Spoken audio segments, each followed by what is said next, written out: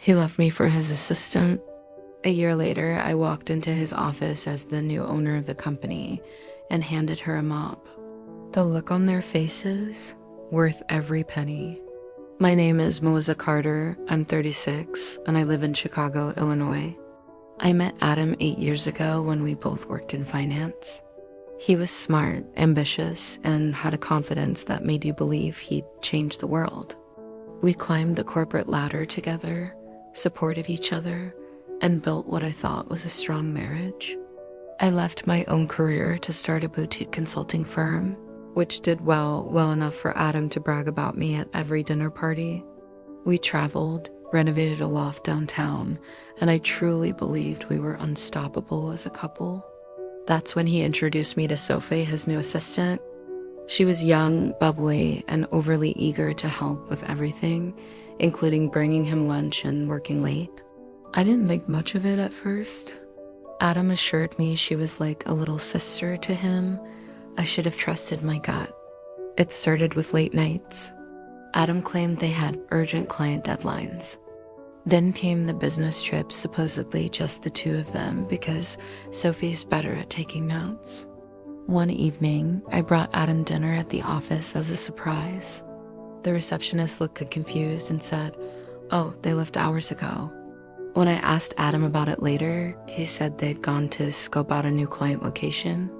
No explanation why he hadn't told me. Then, during our anniversary dinner, he stepped outside to take a call for 25 minutes. His phone kept buzzing on the table. It was Sophie. A week later, Adam came home, sat me down, and told me he was leaving. No apology, no discussion, just, "I think I found someone I connect with more." And yes, it was Sophie. The real blow came a month later when I ran into an old friend from the industry.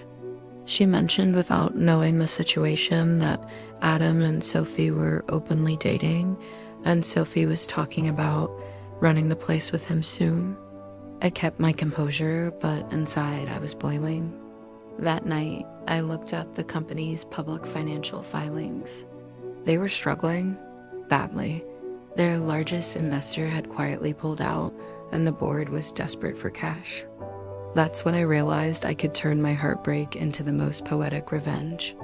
Using profits from my consulting firm and a few strategic partnerships, I made an offer to buy the company outright.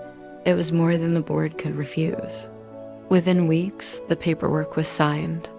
I was the new CEO. I didn't tell Adam. I wanted the reveal to be special. On my first official day, I called a staff meeting. Adam sat at the head of the table, clearly thinking he was in charge.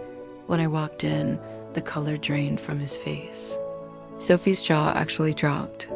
I took a seat at the head of the table and said, "As the new owner, there will be some changes."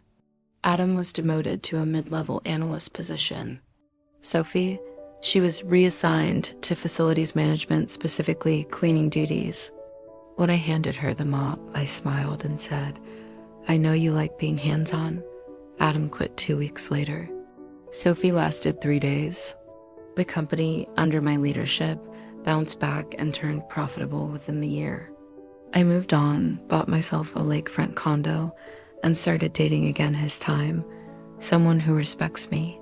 Moral: never burn bridges with someone who builds empires. Sometimes the best revenge is simply becoming the boss of the people who underestimated you. Subscribe to SilkMirror for more stories where karma comes with a corner office.